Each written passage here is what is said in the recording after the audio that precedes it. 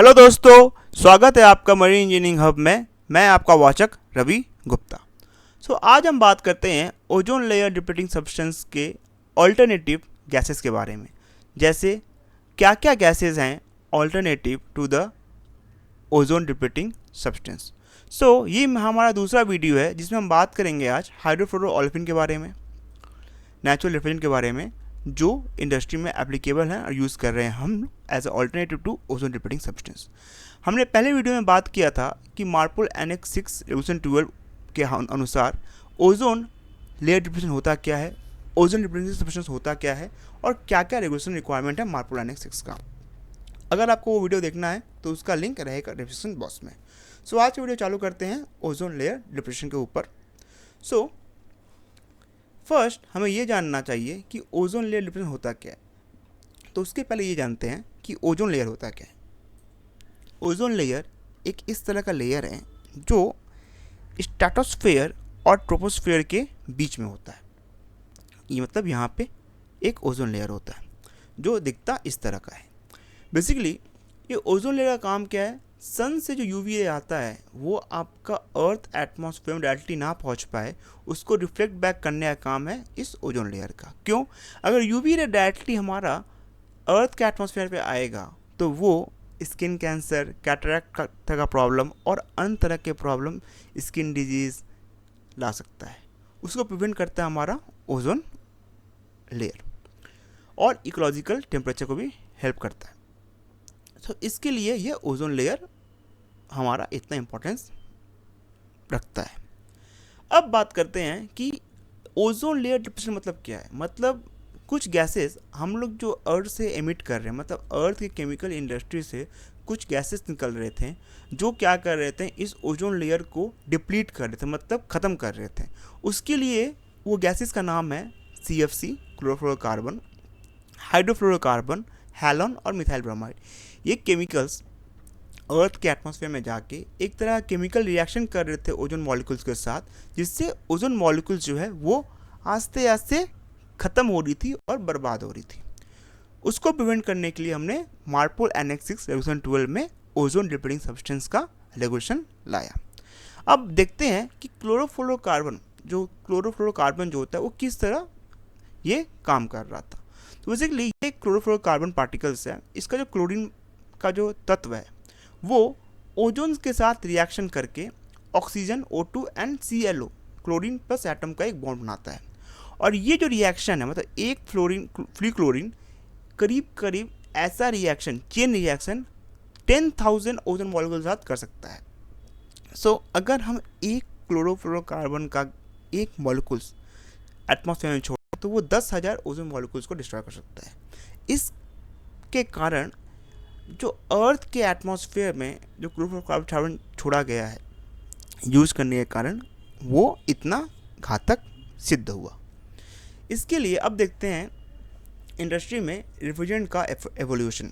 पहले 1950 के पहले हम लोग यूज़ कर रहे थे ammonia, carbon dioxide as a natural refrigerant, but बाद में इंडस्ट्रियल डेवलपमेंट हुआ और फिर हम कम अप किए विद CFC, क्लोरोफ्लोरोकार्बन से, जो बाद में पाया गया कि वो ओजोन डिप्लीटिंग सब्सटेंस है और उसका ग्लोबल वार्मिंग पोटेंशियल भी, ग्रीन हाउस एक तरह का गैस भी है।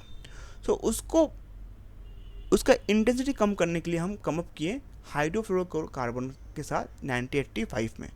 उसका भी देखा गया ओजोन डिप्लीटिंग सब्सटेंस है, ग्रीन हाउस गैस है, तो उसका ऑलरेडी पाने के लिए हम शिफ्ट किए HFC में, जिसका ग्रीन हाउस गैस था बट ओजोन डिप्लीटिंग सब्सटेंस बहुत कम था।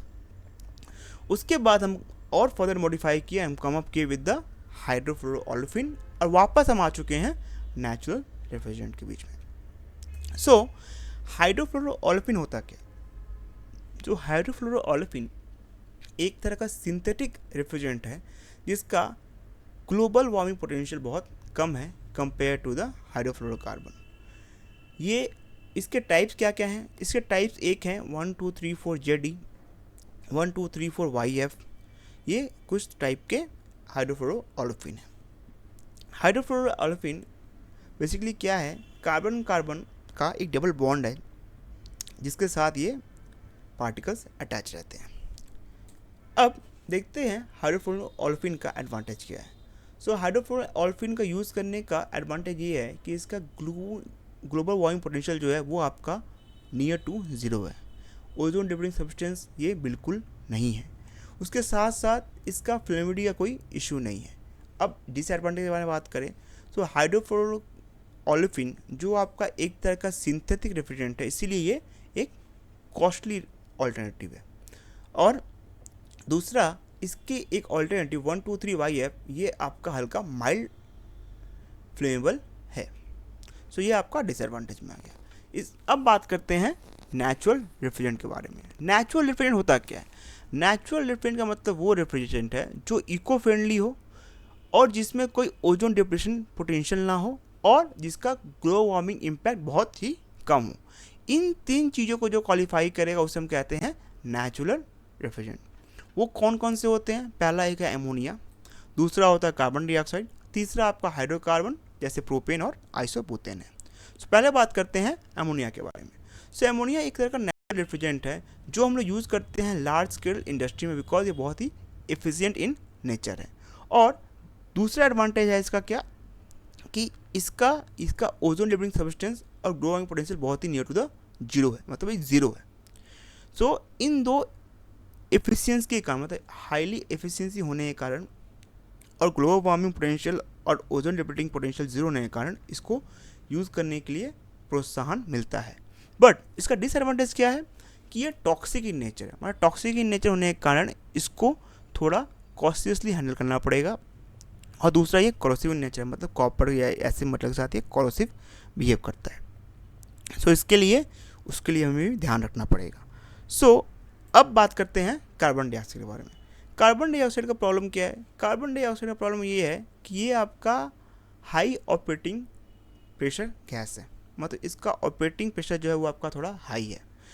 और दूसरा है कि इसका एफिशिएंसी हाई टेम्परेचर भी, मतलब एफिशिएंसी एट हाई टेम्परेचर उसका उतना हाई नहीं, मतलब हॉट क्लाइमेट में ये लेस एफिशिएंट हो जाएगा। तो मतलब ये है कि कोल्ड कंट्री या कोल्ड एरिया में कार्बन डाइऑक्साइड को यूज़ कर सकते हैं और हाई ऑपरेटिंग प्रेशर इसका में ये ऑपरेट करता है। इसका एडवांटेज क्या है? इसका ग्लोबल वार्मिंग पोटेंशियल 1 है, ओजोन डिप्लीटिंग पोटेंशियल 0 है, टॉक्सिक नेचर नहीं है और ये आराम से अवेलेबल है और वाइडली अवेलेबल है, कॉस्ट इफेक्टिव सॉल्यूशन है। अब बात करते हैं हाइड्रोकार्बन के बारे में। हाइड्रोकार्बन क्या है? हाइड्रोकार्बन जैसे प्रोपेन हो गया, आइसोब्यूटेन हो गया। प्रोपेन बेसिकली हम यूज़ करते हैं स्मॉल डिफ्यूजन सिस्टम में और आइसोब्यूटेन यूज़ करते हैं हम लोग डोमेस्टिक डिफ्यूजन सिस्टम में या स्मॉल कमर्शियल सिस्टम में भी। इसका एडवांटेज क्या है कि ग्लोबल वार्मिंग पोटेंशियल इसका लो है, एनर्जी एफिशिएंट है और सबसे बड़ा एडवांटेज कि ये बहुत ही कॉस्ट इफेक्टिव सॉल्यूशन है। डिसएडवांटेज क्या है कि ये हल्का फ्लेमेबल है। इसके लिए क्या होता है, इसका लिमिट जो है वो स्मॉलर एप्लीकेशन में ही सीमित रह गया है। अब आपसे एक बात करना है कि जैसे आप ये देख पा रहे हैं कि आपका नेचुरल रेफ्रिजरेंट जो 1950 में डिसकंटिन्यू कर दिया गया था, development with the chemicals such as CFC HFC वापस इंडस्ट्री में बैक किया है। क्यों? क्योंकि इसके जो डिसएडवांटेज के कारण इसे बैन, मतलब इसे यूज़ करना बंद कर दिया गया था, अब वो चैलेंजेस इंडस्ट्रियल डेवलपमेंट ने ओवरकम कर लिए हैं। जैसे मतलब भले ही अमोनिया आपका टॉक्सिक या कोरोसिव इन नेचर हो, हमारा मटेरियल साइंस इंडस्ट्री इतना इम्प्रूव कर गया है कि हमने ऑल्टरनेटिव मटेरियल पा लिया है जो इसके कोरोसिव नेचर को ओवरकम कर सकता है।